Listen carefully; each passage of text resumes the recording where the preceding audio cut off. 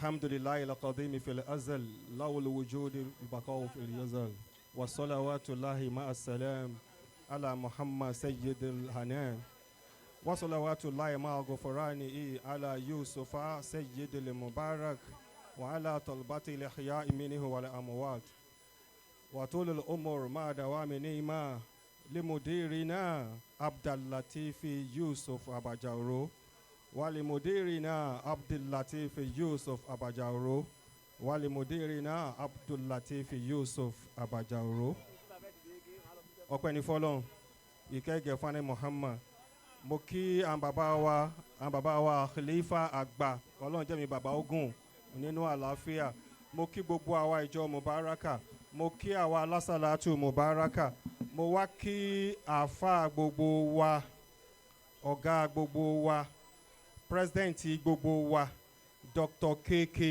Busairi bàbá ẹ̀dìdè ahana kúmọ̀láì àwọn bàbá tí wọ́n dúró yìí wọ́n nà wá ń lé kéwù yìí ọmọ kéwù wọn la jẹ́ tí wọ́n bá wá pankẹ́rẹ́ tí wọ́n bá nà wá tó bá gbó bàbá ó tún lọ wú igi ẹ̀gẹ́ wọ́n ó tún máa nà wá ẹ lanu ní a lè gbàgbé ẹnu mi ò gbà pé bàbá nà mùdírù rí bàbá kò ní fẹ́ sọ pé àwọn nà mùdírù rí ẹ̀yin tẹ́ jáde lé kéwù ṣùgbọ́n bàbá lè sọ fúnra wọn pé Dr. KK wọ́n nà mí rí o bàbá ẹ̀ rírí yín báwọn ìgbà tí MC ń sọ lẹ́ẹ̀kan ó ní Dr. KK wọ́n lecture ní Adékúnlé Ajásin kò tó o jàre Dr. KK ti di associate professor ní Adékúnlé Ajásin University alhamdulilayi bákan náà ni president àkọ́kọ́ Dr. Lawal àwọn náà ti di associate professor ní University of Ilesha ìríjì ilé ìkéyìí náà ni wọn èmi ni president ẹlẹ́kẹta bàbá ẹ jókòó alhamdulilayi ẹ̀yin lẹ́ni dáwọ́là o ẹ kàn ní ká máa lóní o wàláyé Allahumma àmín mo kí gbogbo àwa akẹ́kọ̀ọ́ jáde ilé ìkẹ́ Mubarakah ó ṣe ó jàre bá mi fọwọ́ tọ́ dáadáa ẹjọ́ yẹn ti pọ̀ jù mo kí gbogbo àwa òbí tí a ná owó tí a nára a ní sunkún lórí owó tá a ná o mo wá kí gbogbo ẹ̀yin olùkọ́ Mubarakah ẹ̀yin lẹ sọ wá di ń tá a dá o wàláyé ẹ̀yin lẹ sọ wá di ń tá a dá ọ̀rọ̀ yín náà ò ní dàrú o graduation tá à ń ṣe yìí gbogbo ẹ̀yin òbí wa eléyìí ní 42nd bẹ́ẹ̀ ni 40 bó máa ṣe ní Yorùbá ìkejìléníogójì graduation tí a ṣe méjìlélógójì eléyìí tí a kọ́kọ́ ṣe ń bí 1983 ni àwọn bàbá wa Dr. KK ní àkọ́kọ́ tí wọ́n kọ́kọ́ gba ìwé ẹ̀rí ní Mubarakah 5 ni wọ́n ní ọdún náà gbogbo wọn sì ṣoríire pátápátá àwọn kan ní ẹlẹ́ẹ̀kejì àwa ní ẹlẹ́ẹ̀kẹta gbogbo ẹni tó bá wá lè ké Mubarakah wàláhì oríire lẹ wá ṣe o ẹ̀yin òbí tí ẹ wá rán mọ́ wá wàláhì oríire lẹ wá ṣe mo wá kí gbogbo ẹ̀yin akẹ́kọ̀ọ́ jáde tuntun ilẹ̀kùn wá sílẹ̀ o láti darapọ̀ mọ́ old student wọ́n ti ń bá wa gba owó wa lọ́wọ́ yín bọ̀ yẹn ò tó ẹ darapọ̀ mọ́ wa ẹ darapọ̀ mọ́ lára wa pé akàwé wàláhì kò ní ká má kéwú ẹ jẹ́ kí n fèsì àwọn òbí dáadáa o pé ọmọ wa fẹ́ ṣe dókítọ̀ kò ní kó má kàwé kò ní kó má kéwú o lára wa tí akẹ́kọ̀ọ́ jáde wàláhì dókítọ̀ sí pọ̀ nù wa o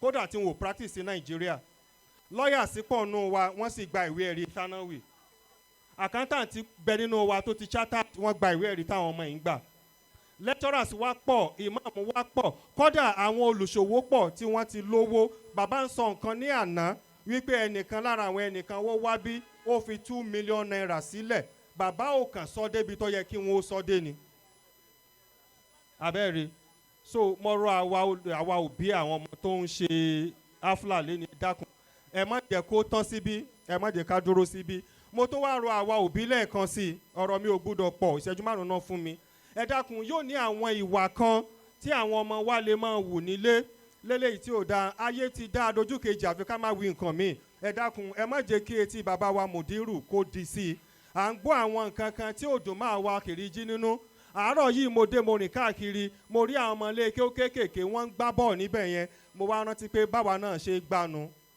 more than 40 years ago in fact nígbà mo di ustaasu bọ́ọ̀lù ni wọ́n máa ń pè mí nítorí mi ni màá ṣe kò kárí bí a ṣe dáwó ra bọ́ọ̀lù tá a máa ṣe kí ni tá a máa gbá tí wo òjò báyẹn lọ bọ̀ lẹ́ni àwọn nǹkan tá à ń gbọ́ kò dùn mọ́ wa nínú, ẹ dákun torí Ọlọ́run. Àwa òbí ẹ jẹ́ ká múra kí ìwé ẹ̀rí tí àwọn ọmọ yìí gbà kó lè sòṣèrò fún wọn, kó sì lè sòṣèrò fún ẹ̀yin òbí tí ẹ bí wọn.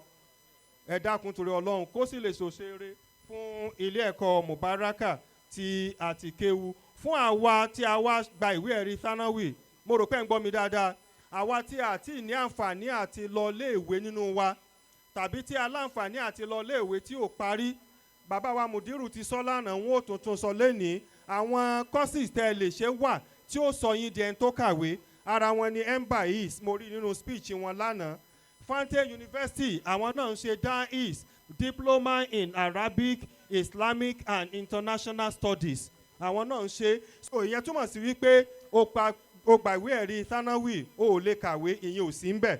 Tó o bá ti gbàwé ẹ̀rí thanawi, lọ rí àwọn àsátídà wa, wọn ò tún sọ àwọn ọ̀nà míì tó ṣe kíni tí ó bá rìn fún wa, tí ò ní jẹ́ wípé àwa kéwú kí là fi ń ṣe. Níparí, ọdọọdún là máa ń sọ pé kí ni wọ́n fi kéwú ṣe. Eléyìí mọ̀ ti kúrò. Tí n bá sọ sálárì mi, wọ́n ò ní mo fi òṣèlú ṣe é ni. Ṣùgbọ́n wàláhì tàláhì fún mọ̀bí láì, in tí mò ń ná ní oṣù 75% ẹ̀ ibi kéwú ni ti ń wá. I'm a civil servant. I'm a broadcast journalist.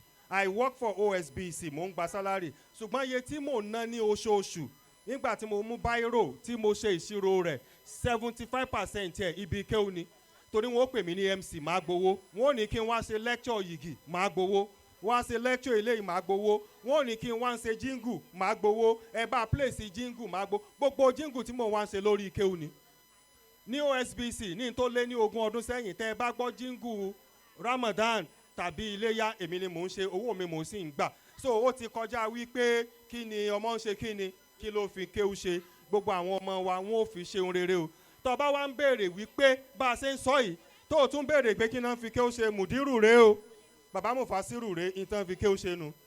Tó bá tún béèrè wípé kí náà fi kéwú ṣe, bàbá wa Naibul Imami wọ́n wà ń bí lánàá, ìtí wọ́n fi kéwú ṣe nu o.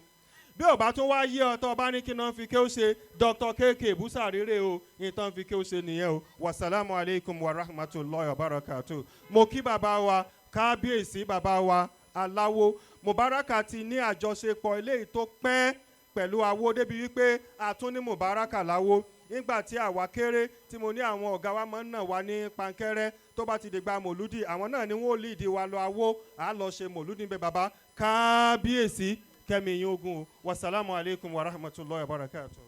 Alaikum salam wa rahmatullahi. Akí bàbá wa rẹ gbogbo àwa akẹ́kọ̀ọ́ jáde nílé ẹ̀kọ́ Mubarakah. Ọlọ́run kó má fi àlàáfíà ara dà yín láàmú. Àmín. Eléyìí tó kù tí à ń lọ bẹ̀ báyìí.